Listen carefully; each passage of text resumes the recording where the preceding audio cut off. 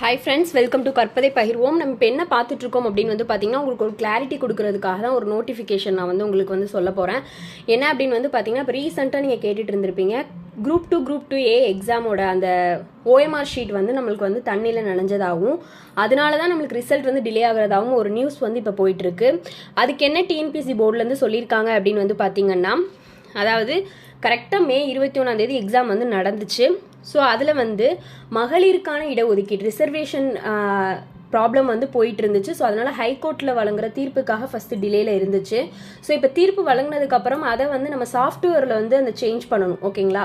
So இந்த மாதிரி தான் நம்மளுக்கு வந்து இவ்வளோ கோட்டா வைஸ் இவ்வளோ ரிசர்வேஷனில் நம்மளுக்கு வந்து ரிசல்ட் வரணும் அப்படிங்கிறதுக்காக. ஸோ அந்த சாஃப்ட்வேரில் சேஞ்சஸ் நடந்துகிட்டு இருந்ததுனாலையும் தான் ரிசல்ட் வந்து டிலே ஆயிருக்கே தவிர, மற்றபடி வந்து உங்களுக்கு சமூக ஊடகங்களில் வெளிவர்ற எந்த ஒரு ஆதாரம் இல்லாத தகவல்களை நம்ப வேணாம் அப்படின்னு வந்து சொல்லியிருக்காங்க.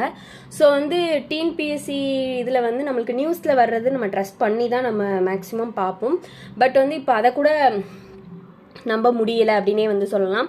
ஸோ மேக்ஸிமம் டிஎன்பிஎஸ்சி அஃபிஷியல் வெப்சைட்டில் இருந்து நம்மளுக்கு என்ன நியூஸ் வருதோ அதை மட்டும் நம்ம நம்புவோம் அப்படின்னு நம்ம கேட்டுக்கிறோம். அதே நேரத்தில் அவங்க விரைவில் வந்து வெளியிடுறதாகவும் வந்து சொல்லியிருக்காங்க. ஸோ நம்பவும் வேகமாக வரும் அப்படிங்கிற மாதிரி. எனிவேஸ் உங்களுக்கு வேறு ஏதாவது டவுட்ஸ் இருந்தால் கமெண்ட் செக்ஷனில் கமெண்ட் பண்ணுங்கள். தேங்க்ஸ் ஃபார் வாட்சிங்.